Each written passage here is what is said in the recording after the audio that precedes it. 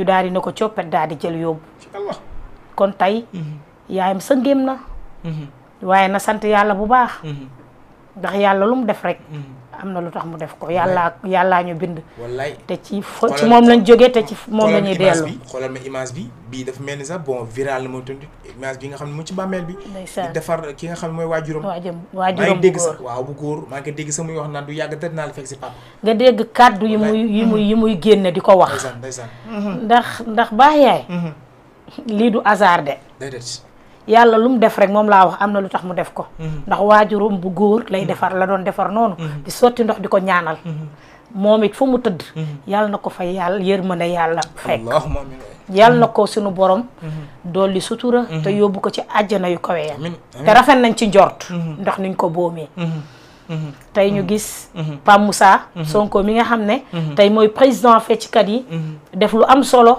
dajale fecckat yëpp ñu ñëw boole la ñu am ak lépp dajale ko daal di koy jébbal waajur bu jigéen bu Aziz ndax moom la am ndax kan ñoom xam nañ ne Aziz ku mu waxal ne la sama yaay ku mu waxal ne la sama yaay kon tey ñoom def nañ loo xam ne acte noble la def nañ lu rafet def nañ lu gën waaye ñoom tam ñu leen di ñaanal nag ndax metti na ku gis image yi waxuma la gis rek mais nga dégg ko rek sa xol fees asuma nga jàkkaarloog loolu di jaajëfal ñu jigéen ñi ak ñu góor ñi ñëpp wax dëgg yàlla metti na daal metti na trop mais sant yàlla rek alhamdulilah sant yàlla bu baax sama yaay awkan la woon nga gis boo analyse boo nga xamante ni def na ko ci li nga xam ne mooy 8e jour Aziz Dabala bi ñu gën a koy xam ci Abdou Aziz Ba ak ko nga xamante moom la ñuy wax frère am muy Waly yal na li yàlla jéggal gën a oyof fa suuf seen kaw bi jaahi Nabil Moustapha aussi tamit Alaaji Pape Meng moom it comme gis nga li nga xamante ni bon laaj naa ko ki nga xam ne soxna Eva gis nañ fa sax ki nga xamante ni mooy sa jigéen Mame Diarra Fam gis nañ aussi tamit yeneen autorités yi nga xamante ni ñëwoon nañ ci 8e jour bi daal di fekkee li nga xamante ni mooy ñaan bi yow selon yow tey bon ban analyse ngay def ci loolu noonu. waaw man. xam nga naqar bi ba mu amee ba léegi. dese bi. waaw damaa nekkatul. ndeysaan. parce que kii génn àdduna mooy Aziz Dabala day sama xarit man Papa Mbeng. barke Seydina Maam. rawal. mu ngi si dëgg. maa ngi fii toog. dëgg la. day sama xarit nag. di sama waay du ku baax. du ku gore. barke yeneen bi xam nga artistes yi moo ngi mel ni journaliste yi koo ci laal ñëpp jug. waaw mais Aziz génn àdduna bi. di artiste rek a jug. journaliste yi metti na leen. metti na tëggkat yi metti na woykat yi metti na fecckat yi metti na mbër yi metti na ñëpp. dëgg la parce que lu mu génne àdduna dafa bett nit ñi. dafa bett nit ñi. mais nag àdduna. lu am rek dina dogalu yàlla la. parce que nag wax na dëgg lu am dañuy naan dogalu yàlla la mais. dëgg la lii daal yàlla na fi am yàlla na fi gëj. amiin amiin yàlla na fi yem. bu nekk artiste yi kenn la watul ba doyal. wallaay dëgg la man sama kër boo gisee téeméeri caabeeg juróom laa ko def fu mu nekk nii. fu mu nekk nii sax maa ngi naan man location laay wër si camp militaire moom jar naa dëkk. mais pourquoi dem naa ba ci camp bi nekk Liberté laajte ba xam location ñaata la. ñu ne ma fi dafa cher mel leen benn néeg boo leen ma ko demul luyee 200 000 naa ko jot. pour yow nga yaakaar pour mu ëpp sécurité. dëkk bi kenn la watul de. man de tooñ ma kenn ñëpp laa amal jàmm mais nit ñi xamuñu ko tooñ ko tooñul de. billaay dëgg la. dañ la fekk ba ca biir kër ray la. wallaay mbay wallaay dëgg la. dina am ci yow yaakaar nga ami njaboot dama nag damaa njaboot. dëgg la car koor farkal la ay tuut tànk yi ndaw laa yor. dëkk fu mu nekk nii fii ma toog sax maa ngi lox. ndeysaan dañ ko sànq ba léegi may xool ndax kër gi tëj nañ ko wala tëjuñu ko naka te fii ëpp sécurité àdduna. wallaay dëgg la Aziz Dabala nag yal na ko yàlla yërëm. amiin waay yàlla xaare ko àjjana nga xam ne lii ni def nii. rey nu Aziz Dabala. famille lan rey. famille. waaw. famille lan rey famille. waaw dëgg yàlla parce que. yaakaaru famille boo xoolee. rey nga famille. soo gisee si image yi sax bon suñu la wane yaayam sax da nga xam ne mère bi muy wax mais nekkatul moom du moom waxul. waaw non doom ak yaay dafa neex ci xol. doom joo xamante ni lu mu daan am daan ko bokk ak yow. bu demee liggéey ñëw ngi nga sénégalais nanu bàyyi ku dee. ku dee même lu mu bon dee ko seddaloo rafet. surtout c'est très important. am na solo loolu il faut nga répéter waat quoi pour nit ñi mën si bàyyi xel. ku dee. même lu mu bon. donc ko seddaloo rafet. waaw gisoo xool image yi ki nga xamante ni mooy président Pape Moussa. moom laa Oumou Sow sànq waaw ñoom Oumou Sow ñoom ñëpp ñoom Ndeye Gueye ñoom ñëpp ñu ngi def délégation ñoom Jole ñoom Mame Bassine ñoom Pape Ndiaye Thiou fecckat boo xalaat ci réew mi rek ñu mag ñi ñu ndaw ñi ba ci ñim doon joué loo théâtre ñoom dikkoon nag ñoom ñëpp ku ci nekk rek tey ñëw nga ak xol bu naqari ak kanam gu lewet kanam gu triste parce que baax yaay ki ñu rey réew mee ko bëgg de dañoo këpp yelwaan ndax ku toog yelwaan ba defee ne da nga koy jariñoo ñu këpp ko metti na metti na lool billaay koo saraxul bàyyi koog yelwaanam te ni ñuy déggee Papa Mbengue ñi nga xam ne lañ ci tudd ci ñoo leen rey ñi leen rey muy Waly ak Abdou Aziz Ba ñiñ ci tudd Papa Mbengue koo ci gis rek ànd naag moom ñu ne xaritam la wala nitam la ban jàngan nga ci am loolu papa man de awakan man moom yàlla fa maa dimbal goo xamante ne aw ma xarit man du ma fréquenté dëgg la xam nga ñun artiste danoo yaatu baax boo xamante ni suñu kër sax du day fees dell mais naka tey lu olof njaay naan paaka gu lay rendi sa waay moo koy taas maa ngi koy doog a gëm nag waaw maa ngi doog a gëm nag paaka gu lay rendi ku la jege dëgg moo koy mën a das ndax man mënu ma imaginer nga nekk ak nit mooy sa xarit dëgg mais léegi kan nga mën a xaritool sa yaay koo xaritool kan léegi yow koo jàppee ni man kii mooy sama xarit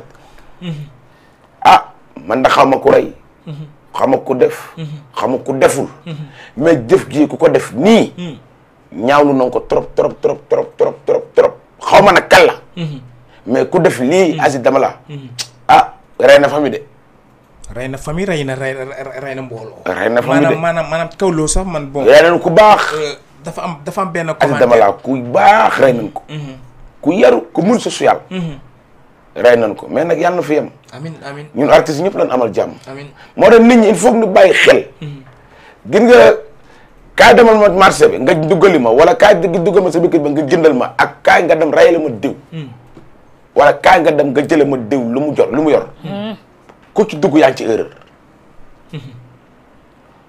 li ngay jëli ku la munoo fekk lu ko raw ba mu jar la ba nga jël bakkanu jàmbur ndax loolu da jotoo ci léegi bul la tëjee koso bu fekkoon da ngaa yoru jabar wala nga yoru doom wala nga yoru jëkkër sa ànd da yàqu am na loo xamante ni alal jaru ko jigéen jaru ko c'est que fu mu nekk ni coow lu bari na ci réew mi pare saay nga rey ba rey laalaake pare saay nga laal rey xam nga daan na fa bari mais daan na ko déggee comme nii daan na ko déggee comme nii challenge la moom léegi lan moo ko waral mais lu ko waral awa moo jaaxal ñëpp awa lu ko waral moo yéeg ñëpp kenn mënu la wax rey bi lan moo ko waral lu dul ku gën a àdduna xanaa moom ngay yee rek ne ko lan moo xew ak lu ko waral mais wax dëgg yàlla man de xamul lu ko waral mais jëf ji nu ko gisee nii ku def li Aziz Dabala yal na ko yàlla nit amiin mais ci kaw loolu sax man dama dégg am ñu naan ki nga xamante ni mooy Mohamed Lamine Diallo mooy ku rey Mohamed Lamine Diawo dañoo baal kon Mohamed Lamine Diawo mooy koo xamante moo rey alias moo wax moom waaw kooku non man lu ma dégg ñu ne kooku carrément dafa wax ni Nabou mu nga xamante ni moom la ñu wax Nabou Leye moom moo ko woo ci mbir mi dëgg la est-ce que comprendre nga bu baax xam nga ba léegi ni waxuñ ne Nabou Leye moo waaw man xam la moom a gën a jaaxal Nabou Leye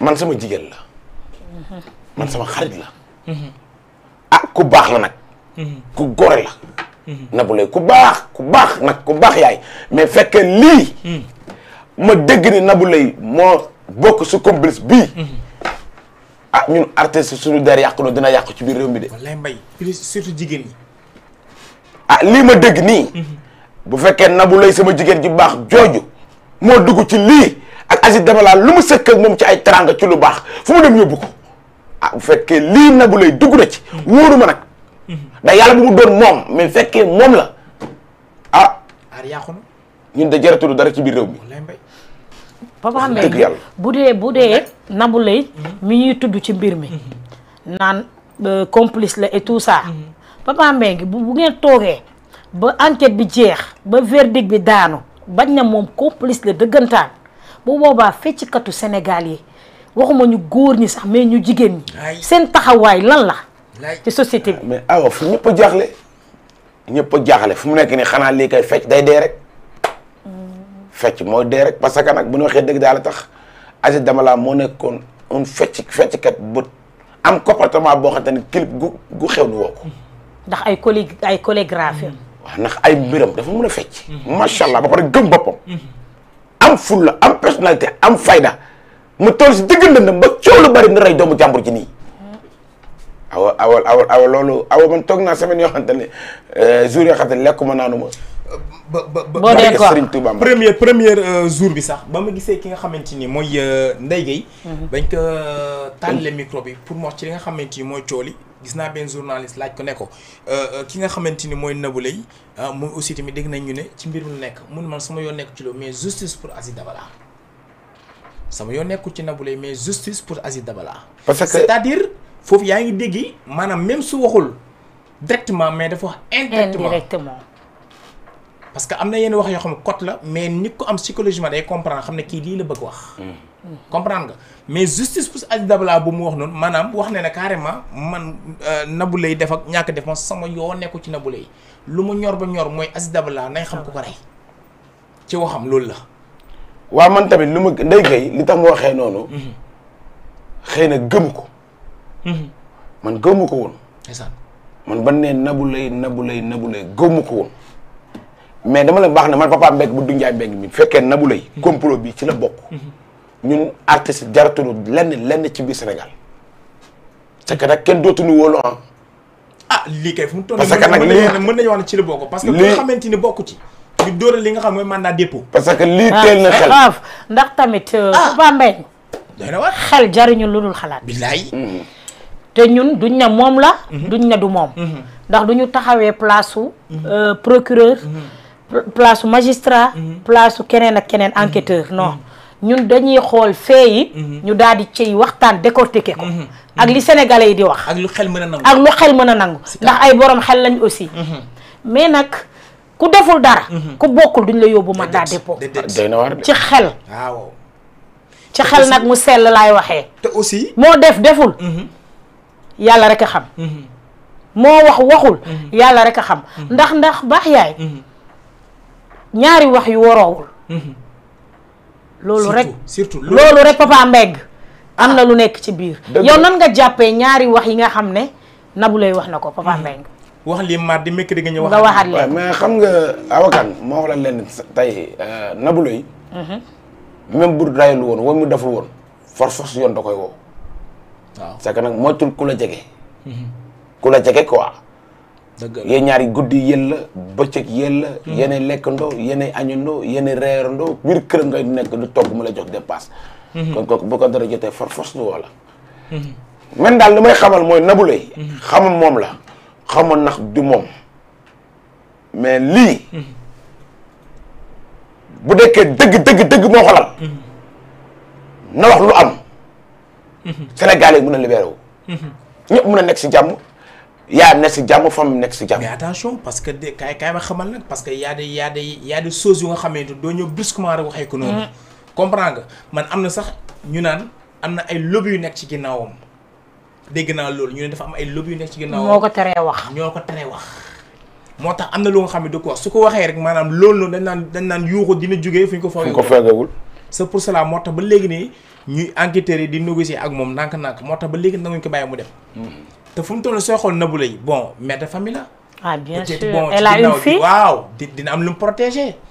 tey fu mu toll doomam jul actuellement ne may wax nii kenn xamul fu mu toll nii bon mu ngi en danger je ne sais pas kenn xamul. te nii rek bon yaayam moom mu nga xamante ni mooy yaayu.